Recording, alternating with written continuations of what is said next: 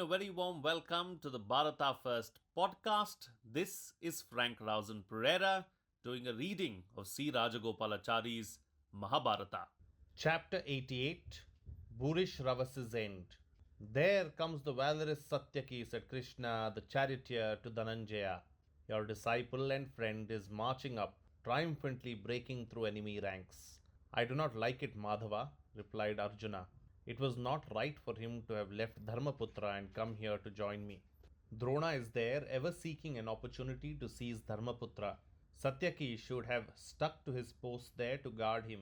Instead, he has come here. Old Bhurishravas has intercepted Satyaki. It was a great mistake for Yudhishthira to have sent Satyaki away here. There was a family feud between Bhurishravas and Satyaki which made them inveterate foes. It had come about this way. When Devaki, who was to be the blessed mother of Sri Krishna, was a maiden, many princes competed for her hand, and there was a great battle between Somadatta and Sini over it. Sini won, and on behalf of Vasudeva, he placed Devaki in his chariot and took her away. Since that incident, there was feud between the two clans, the Sini family and that of Somadatta. Satyaki was Sini's grandson. Bhurishravas was Somadatta's son. When they found themselves on opposite sides in the Kurukshetra battle, it was natural that as soon as Bhurishravas saw Satyaki, the old warrior challenged Satyaki to battle. "O Satyaki," cried Bhurishravas, "I know you strut about thinking yourself a man of great prowess. Here now I have you in my power and will presently finish you. Long have I sought for this meeting. Like Indrajit destroyed Dashratha's son, Lakshmana, you will die today and go to the abode of Yama, gladdening the hearts of many a bereaved widow." Satyaki laughed. "Have done with your vaunting," he interrupted. "Words are not deeds and do not frighten fighting men. Demonstrate your valor in action and do not indulge in dry thunder like autumn clouds." After this exchange of words, the battle began, and the combat was as between two fierce lions. Their horses were killed, their bows were broken, and both were rendered chariotless. They were now standing on the ground fighting with swords and shields till their shields were hacked to bits and their swords broken. Then they were locked in a deadly embrace without weapons. They rolled together on the ground, they leaped up and they sprang on each other. They fell down again, and so the combat went on for a long while. Partha's mind was at the time concentrated on Jayadratha's movements, and he did not watch this combat between Satyaki and the son of Somadatta.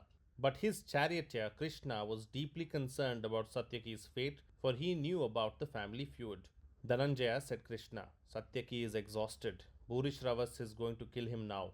Still Arjuna was following only Jayadratha's movements. Satyaki, who came after an exhausting battle with the Kaurava forces, has been forced to accept Bhurishravas' challenge, said Krishna again. "It is a most unequal battle. Unless we help him, beloved Yuyudhana will be slain." Even as Krishna was saying this, Bhurishravas lifted Satyaki up and brought him crashing to the ground, and all the men around in the Kaurava army exclaimed, "Yuyudhana is dead." Again Krishna importuned.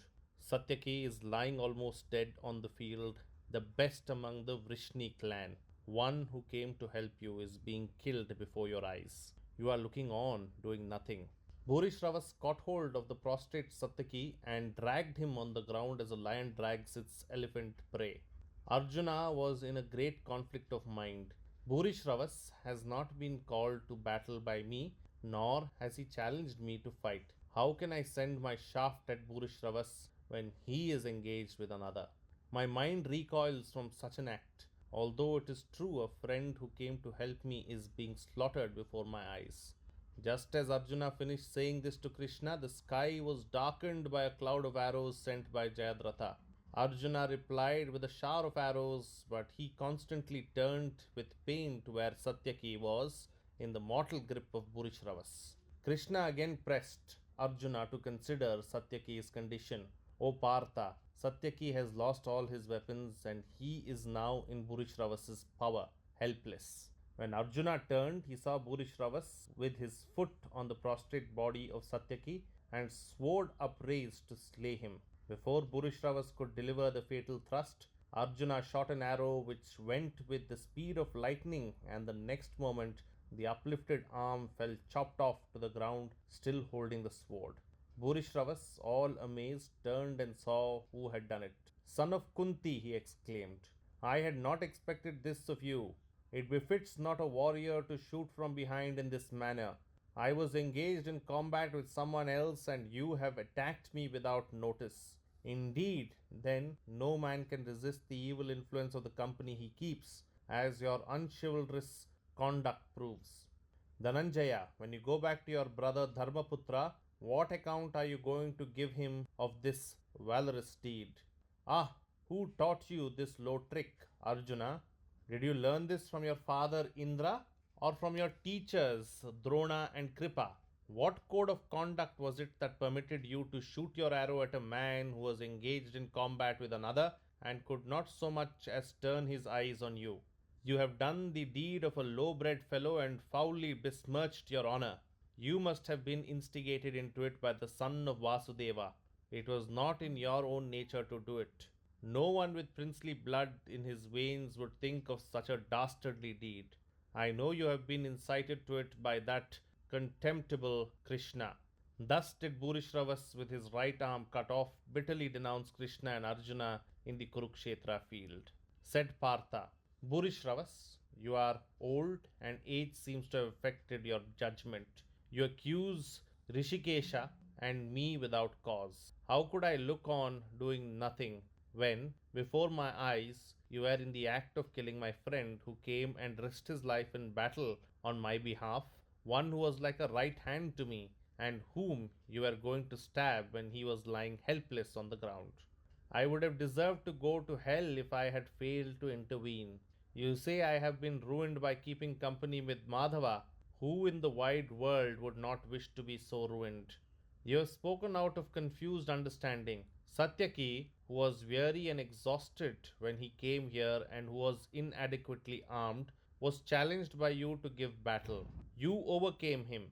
Having been defeated, he lay on the ground powerless. What code of honor enabled you to raise your sword to thrust it into the body of the fallen warrior and slay him? Do I not remember how you cheered the man who killed my boy Abhimanyu when he stood staggering, exhausted, and weaponless, his coat of armor torn off? Bhurishravas, who heard this, did not answer but spread his arrows on the ground with his left hand and made a seat for meditation. The old warrior sat in yoga, and the sight deeply moved all the Kaurava soldiers. They cheered Bhurishravas and uttered reproaches against Krishna and Arjuna. Arjuna spoke, Brave men, I am sworn to protect every friend within bowshot of me, and I cannot let an enemy kill him. It is my sacred pledge. Why do you blame me? It is not right to hurl reproaches without due thought. After saying this to the warriors in the field who reproached him, he turned to Bhurishravas and said, O excellent among brave men, you have protected many who have gone to you for help. You know that what has happened is due to your own error. There is no justice in blaming me. If you like, let us all blame the violence which governs Kshatriya life. Bhurishravas, who heard this, lowered his head in salutation. Satyaki now recovered consciousness and rose. Carried away by the impetuosity of his passion, he picked up a sword and, advancing to Bhurishravas, sitting in yoga on his seat of arrows, even when all around were shouting in horror and before Krishna and Arjuna, who rushed to the spot, could prevent him, with one swift and powerful act, he struck off the old warrior's head, which rolled down while the body was still in the posture of meditation. The gods and the Siddhas, who looked on from above the battlefield, uttered blessings on Bhurishravas. Everyone in the field condemned Satyaki's act. Satyaki maintained he was right, saying, After I fell down senseless, this enemy of my family placed his foot on my prostrate figure and attempted to kill me. I may slay him in whatever posture he might choose to be, but none approved of his conduct. The slaying of Bhurishravas is one of the many situations of moral conflict woven into the story of the Mahabharata to demonstrate that, when hatred and anger have been roused, codes of honor and dharma are powerless to control them. That's it in this chapter. This is Frank Rausan Pereira, signing off. Do like and subscribe to the podcast, and also do the same on YouTube along with hitting the bell icon. Please follow Bharata First on Twitter and Instagram as well.